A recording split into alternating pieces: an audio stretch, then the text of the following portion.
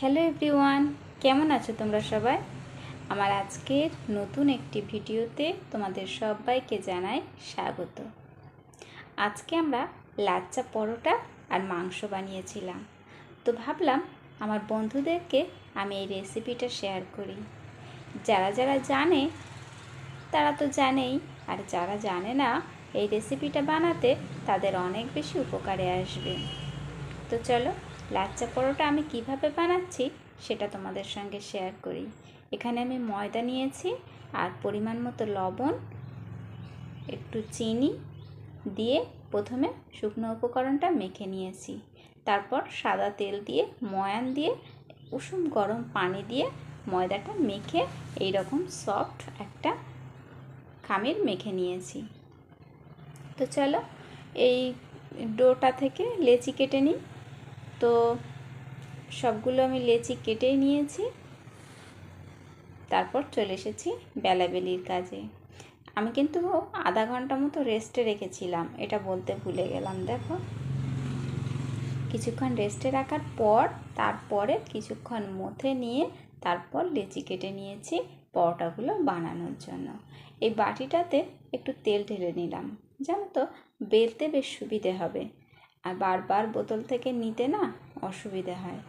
আর বেলনিতেও একটু মাখিয়ে নিয়েছি যাতে করে লেচিটার সঙ্গে আটকে না যায়। প্রথমে কোনো শেপ ছাড়াই যতটুকু সম্ভব বেলা যায় ততটুকু বেলে নেব। বেলে নেওয়ার পর একটা নাইফ নিতে হবে, নাইফটাতে একটু তেল মাখিয়ে নেব যাতে আটকে না যায়। তারপর এইভাবে দেখে নাও তোমরা, এইভাবে উল্টে উল্টে উল্টে উল্টে মিডিল পোর্শনটাই কিন্তু আঙুল দিয়ে চেপে রাখতে হবে, রেখে এই রকমভাবে কোন আইসক্রিমের মতো শেপ দিয়ে নিতে হবে। নেওয়ার পরে একটু সিঙাড়ার মতো শেপ দিয়ে নিচ্ছি। অ্যাকচুয়ালি সিঙাড়া নয়, এরকম একটা বাটি মতো বানিয়ে নিয়েছি। তো চলো একে একে আমি সবগুলো বানিয়ে নিই। এ টু জেড সবটা দেখাতে কিন্তু বেশ ভিডিওটা বড় হয়ে যাবে আর তোমাদেরও বোর ফিল হবে। তো আমি সবগুলো বানিয়ে নিয়েছি ক্যামেরাটা অফ করে। তারপরে আমি চলে যাব ভাজার পালায়। এই দেখো, মেয়ে কিন্তু ওইগুলো বানিয়ে নিয়েছে। একটা ছোটো মতো লেচি নিয়ে অল্প অল্প অল্প অল্প করে ছোটো ছোটো ছোটো ছোটো করে বানিয়ে ওই রকম ছোট্ট ছোট্ট মিনি লুচি বানিয়ে নিয়েছে আর কি। তো দেখো, তোমাদের সঙ্গে কথা বলতে বলতে আমি ভাজার কাজটাও সেরে ফেলছি। ফার্স্ট তাওয়াটা গরম করে একটু তেল দিয়ে পরোটাগুলো দিয়েছি।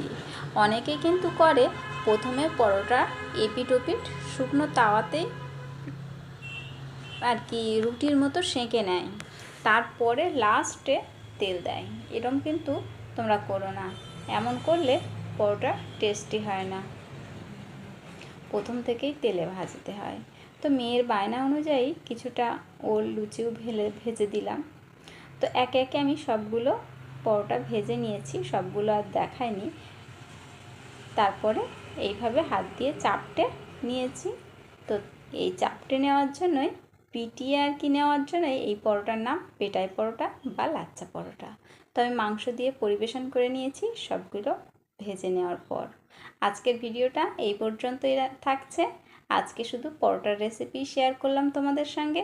ভিডিওটা কেমন লেগেছে কমেন্টে জানিও। সন্ধেবেলা যেহেতু ভিডিও বানাচ্ছিলাম, ভিডিও করতে করতে কিন্তু লোডশেডিং হয়ে গিয়েছিল, তো তার জন্য ভিডিওটা কেমন জানি লাগলো, তো তোমরা একটু মানিয়ে নিও। আজ তাহলে ভিডিওটা এখানেই শেষ করছি। আজ তাহলে আসি, আবার দেখা হবে নতুন কোনো ভিডিওর সাথে। ততক্ষণে সবাই ভালো থেকো, সুস্থ থেকো আর সবার সুস্থতা কামনা করো।